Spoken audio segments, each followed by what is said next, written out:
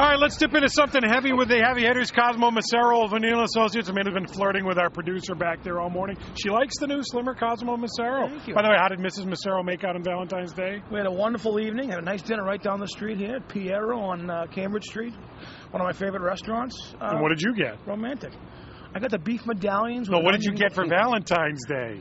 And a nice bottle of Cabernet. So you got nothing, as usual. Peter Cadges of the Boston Phoenix. How about you? I had a very successful Valentine's. Night before, a chicken with saffron, chicken bouillabaisse and saffron. Last night, a steak with beautiful glaze. Do we see a theme with the heavy hitters? It's still about the good meal. We show our love through food, boys. Well done. They were delicious. Both the lobster meals. mac and cheese yesterday at the Loft wasn't too bad either. So I think we all did pretty well. Let's start with the Obama budget. We get it yesterday. What is it, $3.7 trillion? The interesting thing I find, Cosmo, is remember that debt commission that he appointed and let everybody know, I got a commission that's going to tell me how to reduce the debt? He ignored almost all of their recommendations. Yeah, it's his own commission. He did do that. That's kind of been dead on arrival for a few weeks now. I think he probably rejected the notion that they had some ideas that were just way out of the mainstream, including eliminating the mortgage reduction, the mortgage interest reduction, and so forth. Nonetheless, look, the deficit, I think it's $1.6 trillion, is so huge. You're not going to knock it out all in 1 year or even 10 years. So in that regard, there's progress here, conceivably, in bringing down the deficit. The question is, who do you believe? Is it this?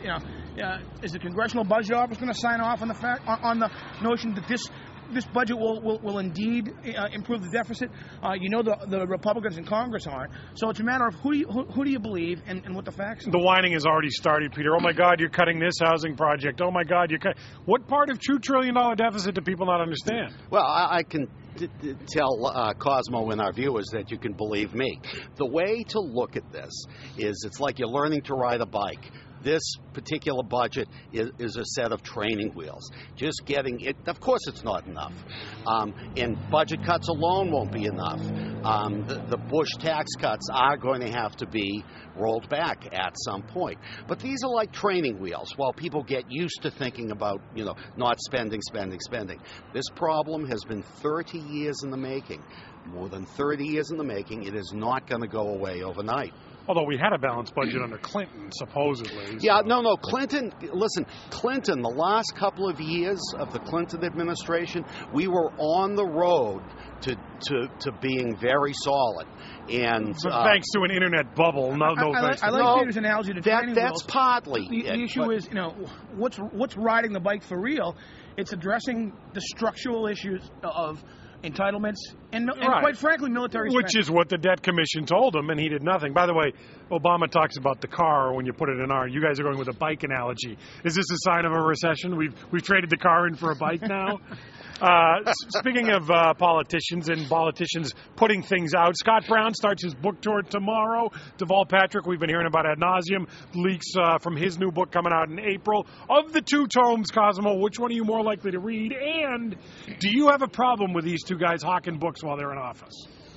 The second question, no. I think it's what people in public positions do, by and large. I'll read that Scott Brown book first. There's been a lot of analysis on his candidacy and his term so far as a senator. I'd like to hear it right from the horse's mouth. Yeah, I would probably read Scott Brown's book first. Not because I'm uninterested in Deval. It's just that as a longtime reporter who spent a little time around him, I feel that I have a better handle on the government. Who's got the better story?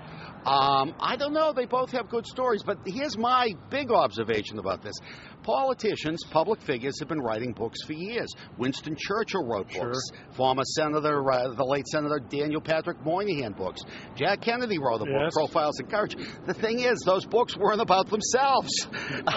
That's the trend. I suppose we live in a celebrity society. So apparently you're going to be reading Romney's paperback book, is what you're saying. I read the first edition when it came out a few years ago. I'm not rushing to get back. We were going to talk Trump, but I got to skip that because we only got a minute left, fellas. Let's talk about Tiger Woods and his behavior over the weekend.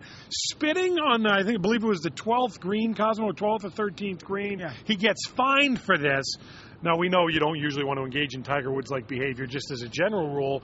But with that being said, where is the most inappropriate place you've ever hawked a loogie? And is there a place where this kind of behavior is appropriate? I think on a grass surface, you're generally okay. The problem is in the putting green, some guy's going to roll his putt right through your spit, and that's not nice. The sidewalk, very uncivil. Football field, I got no problem with. I'd say on the sidewalk, maybe a flight of stairs I may have at one point emitted some spit. Oh, you spit in the office? That's worse than a putting green. A flight of stairs could be anywhere, like right there, not in the office. That can cause a slippery surface. Peter, quickly, you ever let mincturate a little too much? How about the bathroom? I mean, pinkies up. Yeah, I think we're all distancing ourselves from you at this point, Cosmo. Gross behavior. A snowbank if you had to, but Cosmo Macero, Vanille & Associates, Peter Kadges of the Boston. Maybe we should have talked Trump. Well, Donald Trump would spit anyway. Spit'll not you.